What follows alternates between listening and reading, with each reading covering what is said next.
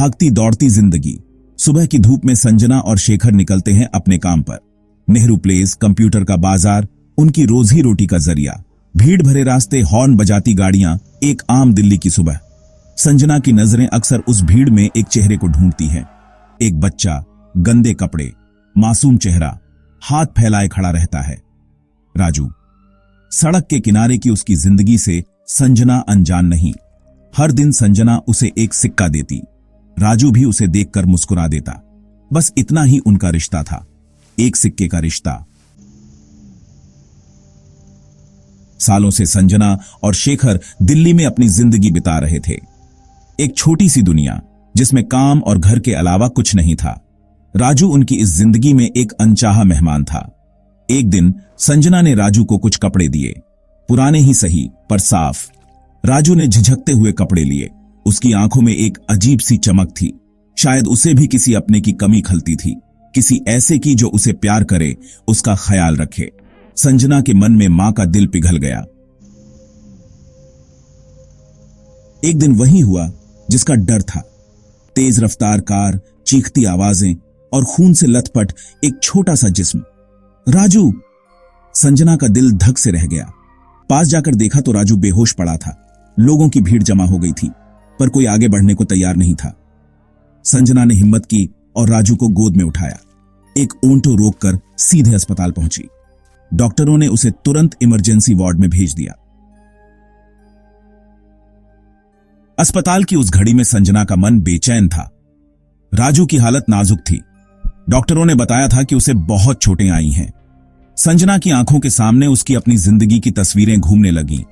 लखनऊ का वो घर, मां बाप का प्यार और फिर राजीव से प्यार। राजीव से भागकर शादी की थी उसने। मां बाप नाराज थे। 2 साल बाद एक बच्चे ने जन्म लिया, राजत। पर खुशियां ज्यादा दिन न टिक सकीं। सेक्शन 5 सड़क। मेरा घर राजीव गलत लोगों की संगत में पड़ गया था। जुर्म की दुनिया में उसने अपने पैर पसार लिए थे। संजना डर गई थी। उसे अपने बेटे की फिक्र सताने लगी थी। एक दिन उसके मां बाप आए और उसे वापस ले गए। राजत को भी अपने साथ ले जाने की जिद की। उन्होंने कहा कि वो उसे बेहतर जिंदगी देंगे, एक ऐसी जिंदगी जहां डर नहीं, सिर्फ प्यार होगा। संजना ने बेटे को मां बाप के हवाले कर दिया। दिल टूट रहा था उसका, पर उसे यकीन था कि उसके बेटे के लिए यही सही होगा। सेक्शन 6 पछतावे की आग। डॉक्टर वार्ड से बाहर आए। उनके चेहरे पर थोड़ी राहत थी। यह एक लंबी और कठिन रात थी, लेकिन अब सब कुछ ठीक लग रहा था। डॉक्टर ने गहरी सांस ली और अपने सहयोगियों की ओर देखा, जो भी थके हुए लेकिन संतुष्ट दिख रहे थे। बच्चा अब खतरे से बाहर है, उन्होंने कहा। परिवार के सदस्यों ने राहत की सांस ली। यह खबर उनके लिए किसी वरदान से कम नहीं थी।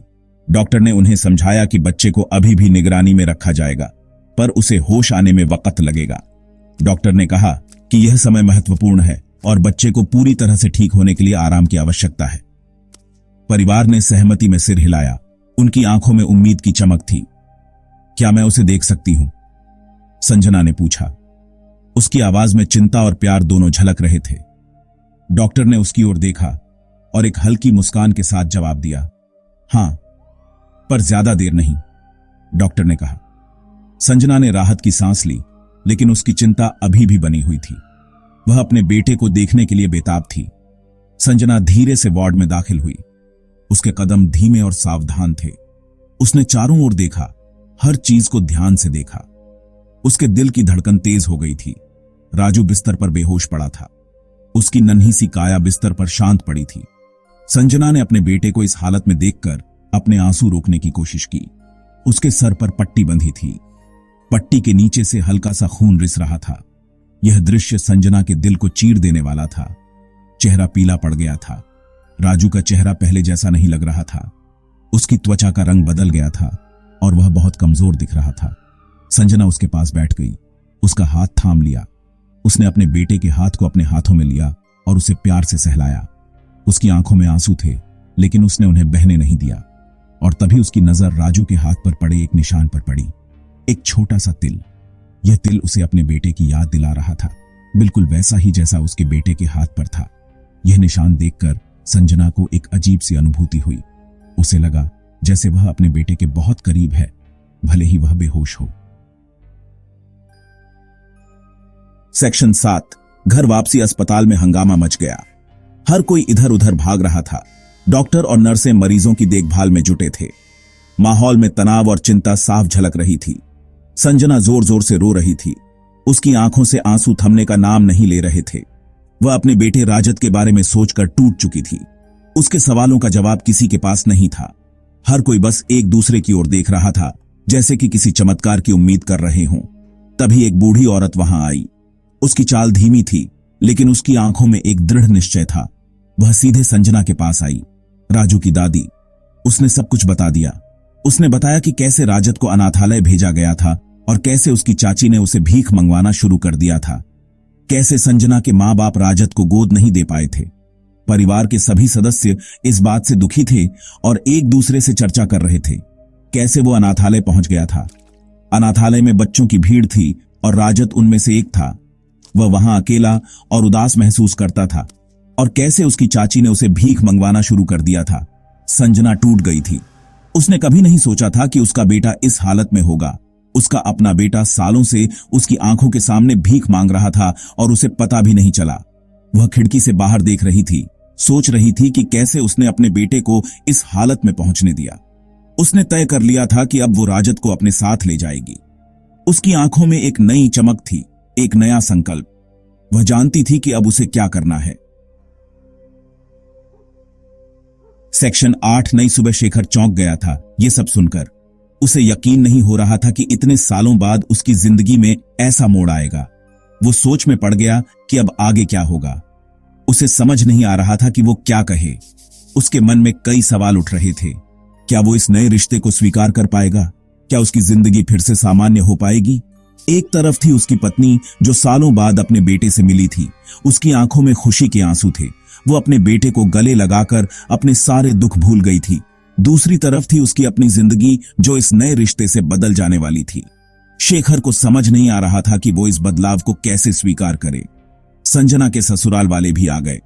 उन्होंने भी इस नए रिश्ते को अपनाने का फैसला किया। उनके आने से घर में एक नई ऊर्जा आ गई थी। उन्होंने भी राजत को अपनाने का फैसला किया। राजत को देखकर उनके चेहरे पर मुस्कान आ गई थी। उन्होंने उसे अपने परिवार का हिस्सा मान लिया था। उन्हें अपने खानदान का चिराग मिल गया था। राजत के आने से घर में खुशियों की लहर दौड़ गई थी। सबने मिलकर उसका स्वागत किया। शेखर भी धीरे धीरे राजत को अपनाने लगा। उसने महसूस किया कि राजत में वही गुण हैं जो एक अच्छे बेटे में होने चाहिए। उसने राजत के साथ समय बिताना शुरू किया। घर में फिर से खुशियां लौट आई थीं। सब मिलकर हंसते खेलते थे। राजत ने भी अपने नए परिवार के साथ घुल मिलकर रहना शुरू कर दिया था। राजत को भी अपना परिवार मिल गया था। उसने महसूस किया कि उसे एक ऐसा परिवार मिल गया है जो उसे बिना किसी शर्त के अपनाता है। एक ऐसा परिवार जिसने उसे बिना किसी शर्त के अपनाया था। इस नई सुबह ने सबकी जिंदगी बदल दी थी। अब सब मिलकर एक नई शुरुआत करने के लिए तैयार थे। सेक्शन 9। मां का दिल। आज संजना फिर से मां बनने वाली थी। उसके घर में एक नन्ही सी परी आने वाली थी। राजत भी बहुत खुश था। उसे एक छोटी बहन मिलने वाली थी। जिंदगी ने एक नया मोड़ ले लिया था। जो कल तक अनजान थे आज अपने हो गए थे।